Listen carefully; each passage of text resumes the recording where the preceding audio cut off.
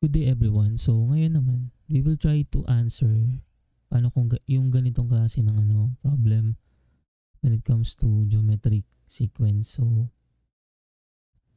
ang task natin is to find the first term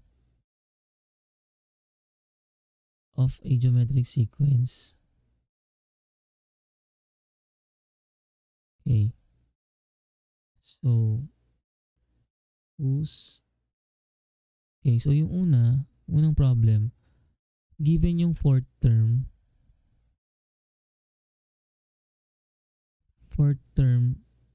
is equal to negative 40. Okay, then yung common ratio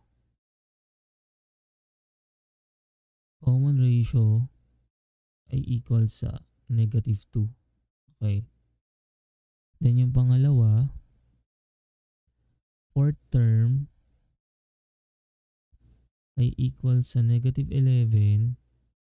Tapos yung 11th term ay equal sa 11. Okay. So, try to solve. Okay, so solution for A. Okay. So dito, ang tanong kasi sa atin dito is find the first term. So yan lagi dapat yung isipin natin, no? Dapat ang laging sagot natin is first term ng ano. So for letter A, may condition. Yung fourth term daw is negative 40.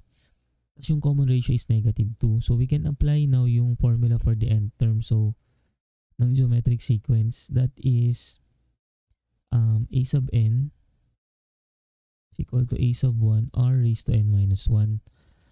Okay, so ang tinatanong kasi dito yung first term, no? So ito yun. Okay. So meron naman tayong mga given parameters. So a sub n, alam natin fourth term daw eh. So negative 40. So yung n natin is 4. Okay. So n natin is 4. Kasi fourth term eh. Tapos yung a sub 4 is negative 40. So nalagay ko na rito negative 40 equals to a sub 1 unknown yan. So r. So buti na lang binigay yung r, no? Yung common ratio, that is negative 2. Then yung n, ayun na, 4. Kasi fourth term, no? So 4 minus 1. That is equal to negative 40 is equals to a sub 1 times quantity negative 2 raised to 3. So negative 40, that is equal to a sub 1. Oh, negative yung base, then add yung exponent. So again, dapat ang sagot is negative, di ba? So negative 2 raised to 3, that is negative 8. Okay, so para matanggal yung negative 8, divide both sides by negative 8. So makakancel lang si negative 8. Ang matitira is si a sub 1. That is negative 40 divided by negative 8, so positive 5. So ibig sabihin, yung ating first term ay equal sa 5. Okay. So ganun lang kasimple yung for letter A, no?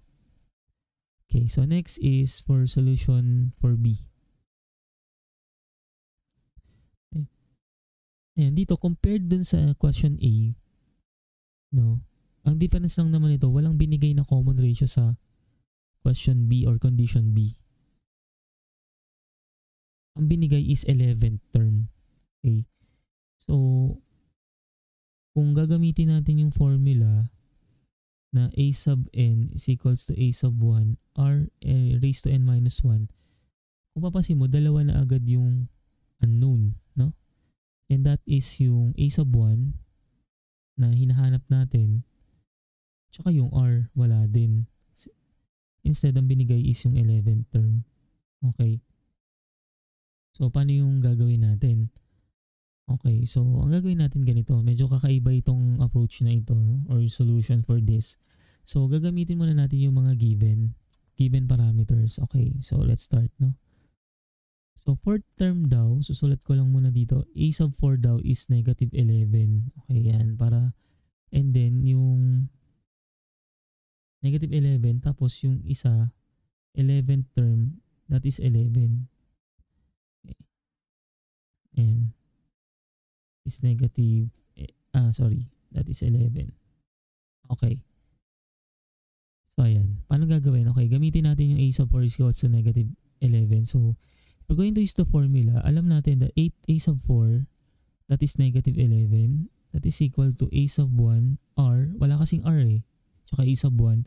Pero yung n meron. N is 4 minus 1. Okay, so that will become negative 11 is equals to a sub 1 r raised to 3. Okay, so ayan. So, tatawagin ko tong equation number 1. Okay. So, gagamitin ko naman this time yung 11th term which is 11. Okay. So, alam ko na yung 11th term that is 11 equals to a sub 1 r. So, n is 11 minus 1. So, that will become 11 is equals to a sub 1 r raised to 10. Okay. So, tatawagin ko naman tong equation number 2. Ayan. So, what's next, no? So, ang susunod kong gagawin, okay, so, next step ko is divide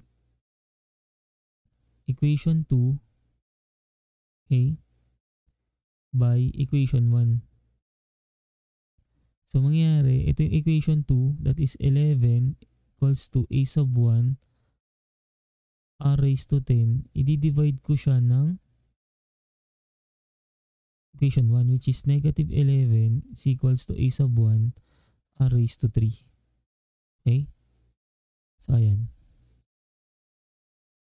So, ano susunod na mangyayari, no? So, kung papansin natin, okay, makakancel yung a sub 1.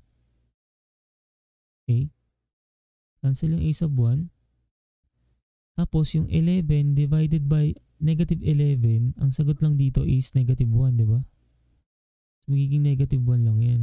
Is equal to, and then r raised to 10 divided by r raised to 3, ma-minus mo lang yung 10 tsaka 3. So, r raised to 7. Okay. O tapos, kukunin mo lang ngayon yung ano mo, yung r, no? So, paano? So, ang gagawin mo lang dyan ay ayun, multiply mo, no? Ano yung value ng r? Pag minultiply mo ng 7 times sa sarili niya, negative 1 yung sagot. So, ang sagot dyan is r equals to negative 1. Okay? So, para ma-check mo kung tama, so, i-multiply mo ng 7 beses yung negative 1 sa sarili niya. Okay? So, negative 1 pa rin yun. Okay? So, and then meron na tayong r. Okay? So, meron na tayong r. So, since meron na tayong r, pwede na natin yung gamitin dun sa formula kanina. No? Na ang tinatanong is yung first term. So, pili ka lang dyan kung equation 1 or equation 2. So, let's say ang gusto natin yung equation 2. Using equation 2, okay, so, mangyari 11 equals to a sub 1. R meron na negative 1 raised to 10. Okay, so that is equal to negative 1 tas ni-raise sa even number. So, positive pa rin. So, meaning, parang ano lang to, 1 na lang to. So, a sub ano pa rin siya, no? So, ibig sabihin, ano yung magiging value ng ano natin? Ng a sub 1. Okay. So, yun. So, magiging a sub 1 natin ay equal pa rin sa 11. Okay? So, ayan. So, ang first term value natin ay 11. Okay? So, that's it. So, I hope na intindihan ninyo yung approach sa ganitong klase ng problem.